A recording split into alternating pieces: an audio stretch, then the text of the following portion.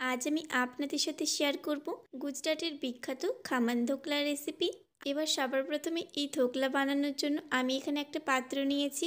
এবার এই পাত্রের উপরে দিয়ে দেবো একটা ছাঁকনি, আর এর মধ্যে আমি দিয়ে দেবো 3 কাপ বেসন। আর এই বেসনটা ওজনে আছে 150 গ্রাম। এবার এই বেসনটাকে আমি ভালোভাবে চেলে নেব।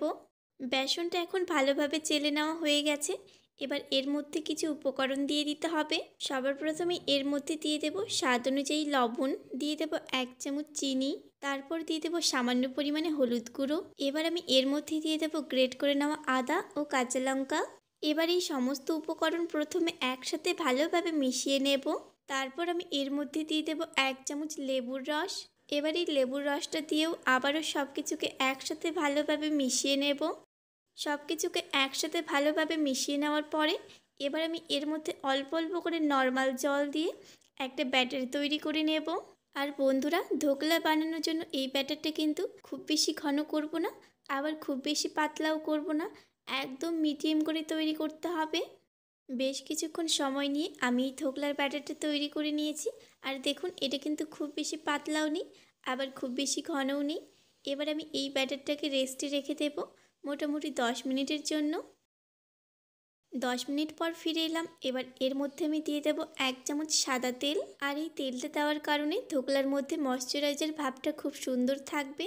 এখন এই তেলটা ভালোভাবে ব্যাটারের সঙ্গে মিশিয়ে নেব। আর এই ধোকলা ব্যাটারটা বানানোর সময় চেষ্টা করবেন যে কোনো এক সাইড থেকে এটা ঘোরানোর, তাহলে কিন্তু এই ধোকলাটা খুব সুন্দরভাবে তৈরি হবে। এবার আমি এর মধ্যে দিয়ে দেবো 1/2 চামচ বেকিং পাউডার। তবে আপনারা চাইলে এখানে বেকিং পাউডারের পরিবর্তে বেকিং সোডা বা ইনো ব্যবহার করতে পারেন। এখানে আমি বেকিং পাউডারটা দেওয়ার পরে আবারও ব্যাটারের সঙ্গে ভালোভাবে মিশিয়ে নিয়েছি।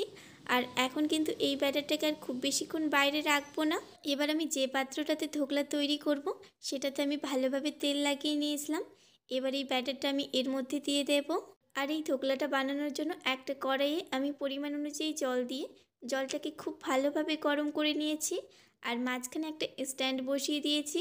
এবার ধোকলার পাত্রটাকে আমি এই স্ট্যান্ডের মাঝখানে বসিয়ে দেব। তারপর আমি গ্যাসের আঁচটা লো টু মিডিয়াম আঁচে রেখে ঢাকা দিয়ে রেখে দেব মোটামুটি 20 থেকে 25 মিনিটের জন্য।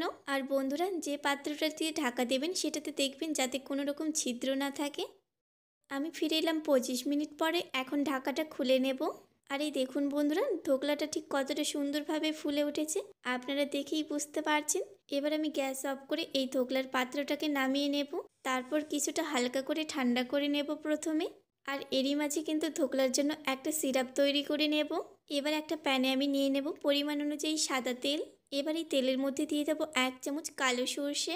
এখন এই কালো সর্ষেটাকে প্রথমে আমি কিছুক্ষণ ভেজে নেব। সর্ষেটাকে আমি ভালোভাবে ভেজে নিয়েছি। এবার এর মধ্যে দিয়ে দেবো 4টে কাঁচা লঙ্কা আর 10-12টা কারি পাতা। বন্ধুরা, আমার ঘরে যেহেতু ওই লম্বা লম্বা কাঁচা লঙ্কাটা ছিল না, তাই আমি কিন্তু এই কাঁচা লঙ্কাটা ব্যবহার করেছি।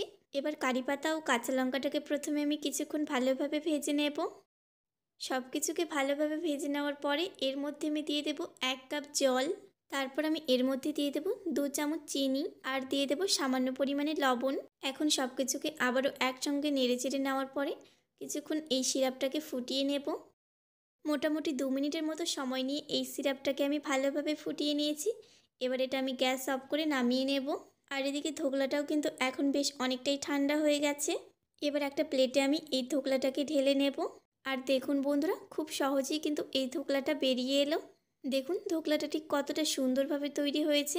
এবার এই ধোকলাটাকে আমি চৌকো পিস করে কেটে নেব। আপনারা এখানে নিজেদের পছন্দ অনুযায়ী ছোটো বা বড় আকারে এই ধোকলাটাকে কেটে নেবেন। ধোকলাটা কেটে নেওয়ার পরে দেখুন বন্ধুরা, এই ধোকলাটা ঠিক কতটা স্পঞ্জি হয়েছে আপনারা দেখে বুঝতে পারছেন।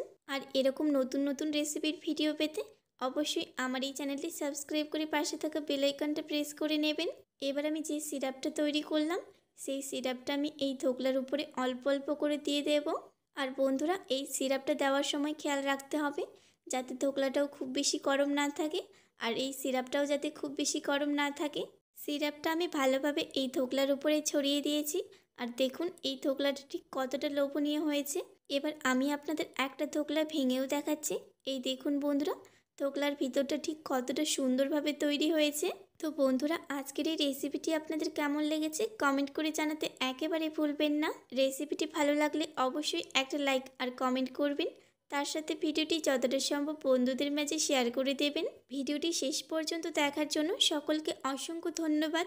সবাই ভালো থাকবেন, সুস্থ থাকবেন।